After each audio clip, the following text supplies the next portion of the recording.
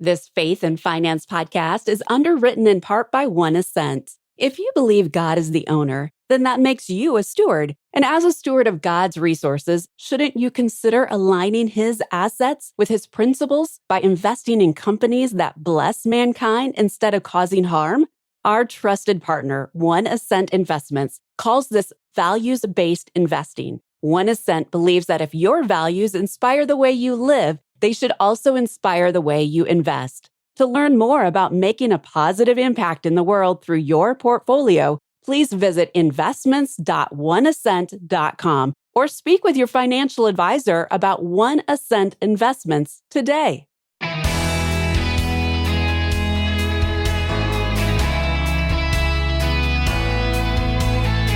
Jim Elliot once wrote, "He is no fool who gives up what he cannot keep to gain what he cannot lose."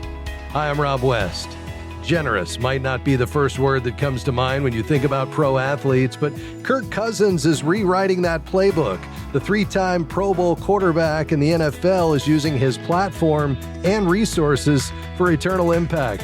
Today, we'll hear how his faith shapes everything from football to finances. And then it's on to your calls at 800-525-7000. That's 800-525-7000. This is Faith and Finance, biblical wisdom for your financial journey. Well, Kirk Cousins has spent 14 seasons throwing touchdown passes in the NFL, but even more significant is how his faith in Christ has shaped every part of his life. From how he plays the game to how he stewards his finances, it all flows from his walk with Jesus. And Kirk, what a treat to have you in the studio today. Oh, it's great to be here. Thanks for the opportunity. Kirk, I'd love to go back and maybe start with your upbringing. I know you've mentioned before that you were a PK, a pastor's kid, and maybe you start there. How did growing up in a ministry home influence your perspective on faith and finances from an early age? Yeah, my dad really handled the finances, the numbers, if you will. But I would say my mom was the one who had the spiritual gift of hospitality. And so she really modeled for me generosity. And I remember when I was in middle school and high school and I'd be going out with friends, my mom would say, "Do you need any money?" And I would say, "No, I'm good. I think we'll be fine. I got, $5-10 in my wallet. That'll be enough." And she'd hand me two 20s and take these. And so there was just a holding it loosely that I think I saw in my parents that, we had budgets and we were stringent on not overspending for ourselves. But I also felt like my parents were pretty extravagant when it came to being generous towards others. Yeah. And that was caught, not just taught. And that's probably more important that it's caught than taught. And so I'm grateful that my parents modeled it in a way that I could just observe and then go put into practice myself. Yeah, absolutely. Well, modeling is obviously one of the key ways that we learn, even though we understand that kind of our approach to money is often hardwired at those early ages. What mom and dad do has huge implications. And that then allowed you to be grounded as you found yourself as a young athlete with more and more money coming in. Of course, life in the NFL brings plenty of pressure and public attention and often significant wealth. How has that helped you to stay rooted in your faith amidst all of that?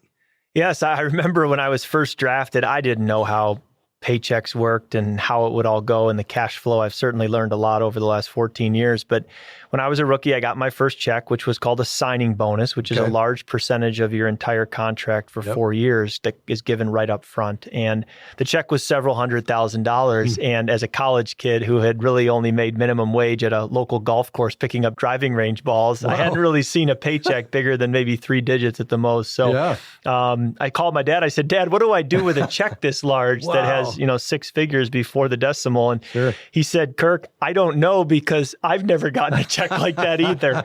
So we started kind of this journey of what do we do with that? And certainly it was, great to have a base and to know, certainly you give, you tithe, and you save and you live on the rest. And, but I certainly had to practice it from right away, my first check after being drafted. And then it's been a stewardship journey ever since. Well, and, you look around you and your peers were probably handling it quite differently. I mean, and it can be challenging, right? When you get a check like that at a young age and just wondering, how do I maintain this lifestyle that's expected from me and yet be a faithful steward at the same time? How did you navigate that tension? Well, I think, First of all, being a professional athlete, there's an end game. Yeah. We have diminishing returns as we get older. And so there is a need to save probably more than someone who's coming into success and they feel like their business is something that is built to last. I think as a professional athlete, it isn't built to last. It's built to diminish. And so we're pretty good with saving. I think the harder part is knowing that when you give it, if you're working a job that is diminishing, it's scary to give it because you're saying, I'm approaching a cliff career-wise that's going to end. What do I do if I'm giving it away? What's next? And I think that's where faith comes in and allowing room for God to show up and to have a plan and to direct your steps. Well, we're going to unpack that after the break. Kirk will share the journey of generosity he's been on with his wife, Julie, how they think about stewardship, and how he's used this incredible platform as an NFL quarterback to bring God glory. This is Faith and Finance. I'm Rob West. NFL quarterback Kirk Cousins in the studio today. We're talking about his stewardship journey, and we're just getting started. Stick around.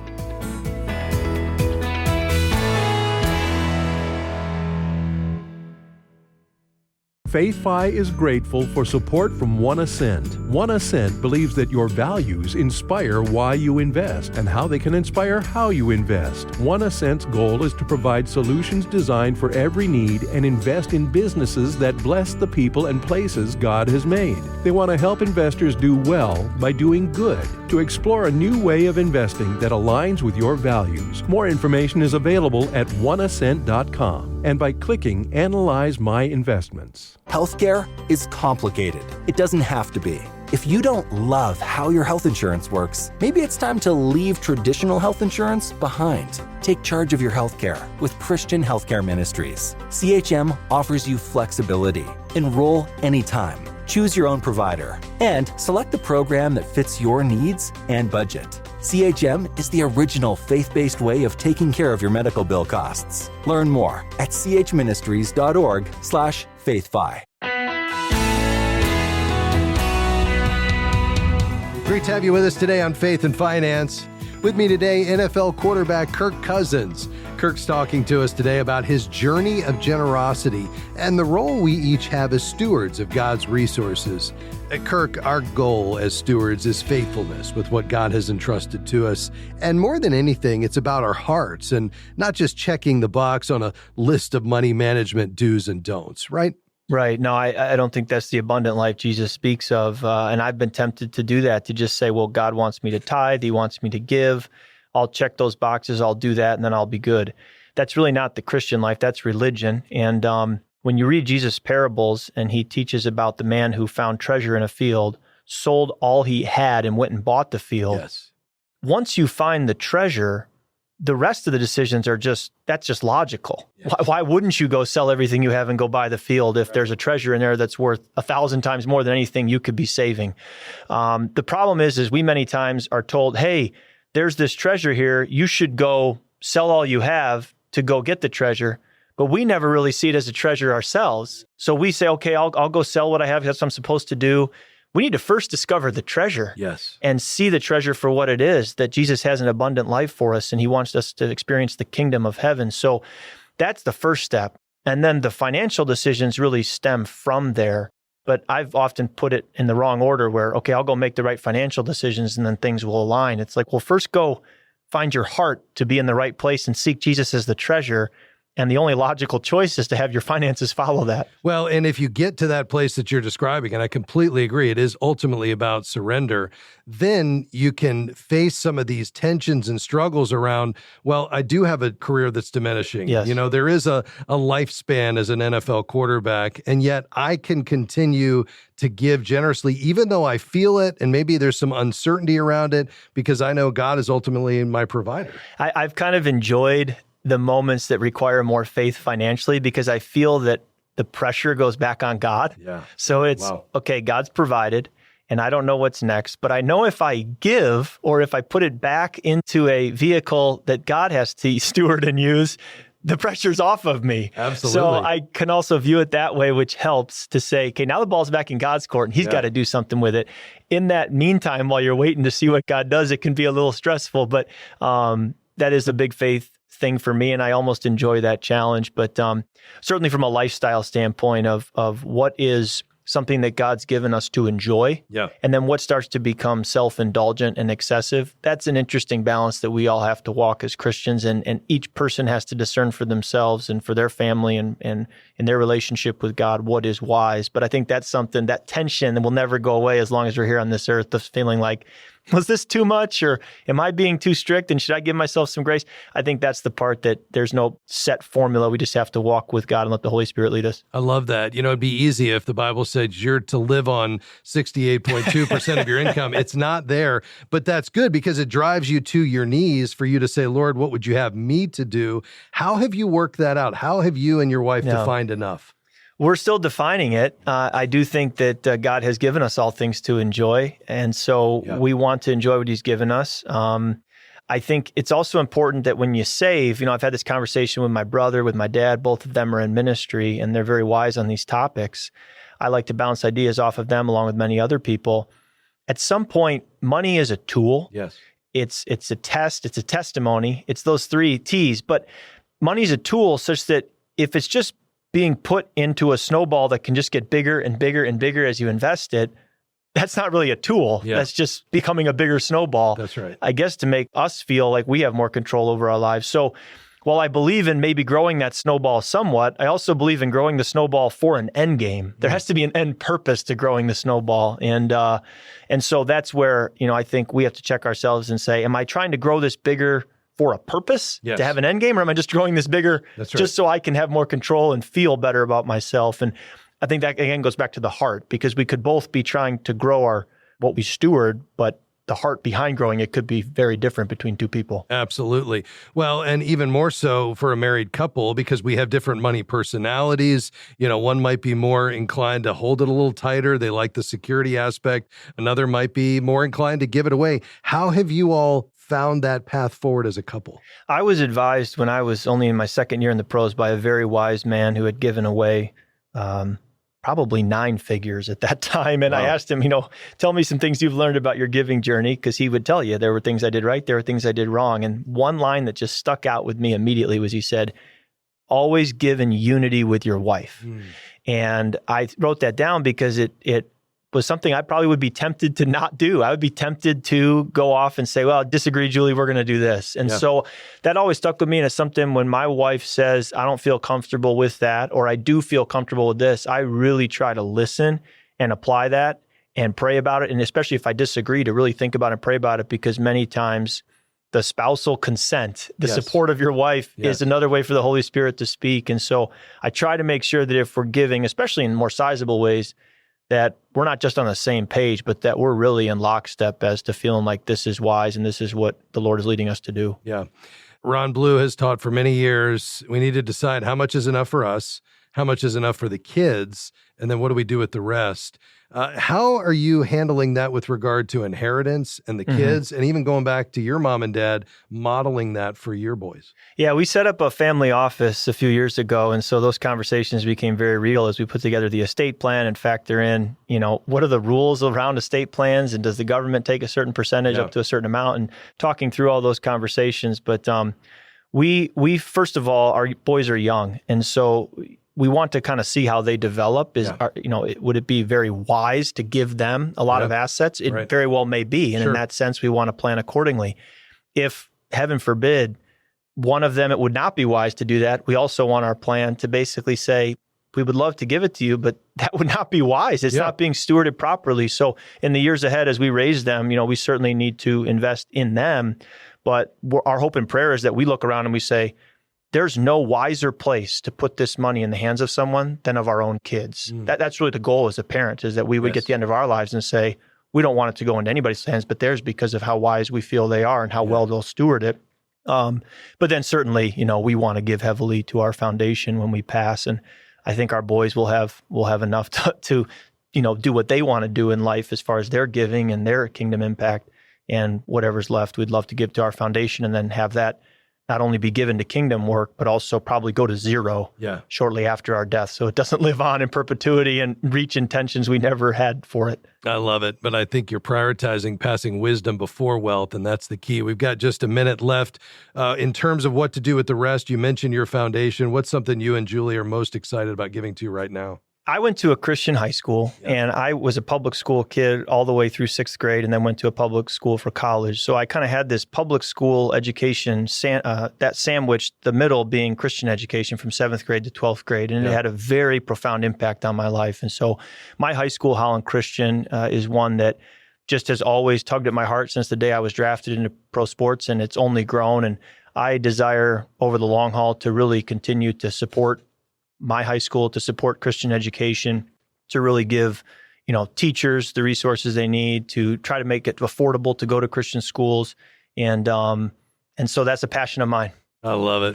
Well, Kirk, this has been a treat. I'd love to have you back sometime. We've just scratched the surface, but really grateful for your time today. Thank you.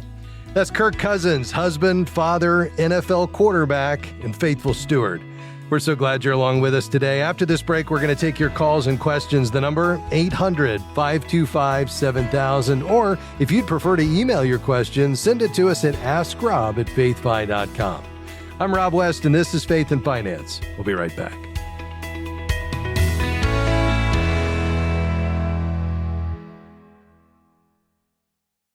Imagine having biblical financial wisdom delivered to your inbox every week, helping you integrate your faith and financial decisions for the glory of God.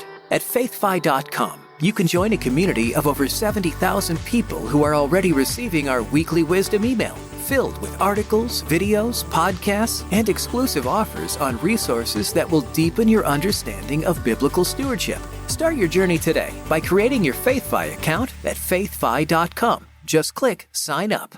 Faith and Finance is thankful for support from The Good Investor, a book by Rob and John. In his book, Robin shares his journey from an immigrant child struggling in school to co-founder and CEO of Eventide Asset Management, a faith-based investment firm. This faith and work memoir seeks to inspire readers to view their work and investments as opportunities to honor God and bring blessing to the world. More information is available at goodinvestor.com.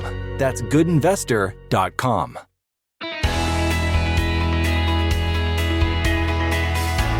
Great to have you with us today on Faith and Finance. We're taking your calls and questions today. We've got lines open for you, 800-525-7000. Naples, Florida is where Terry's located. Go right ahead.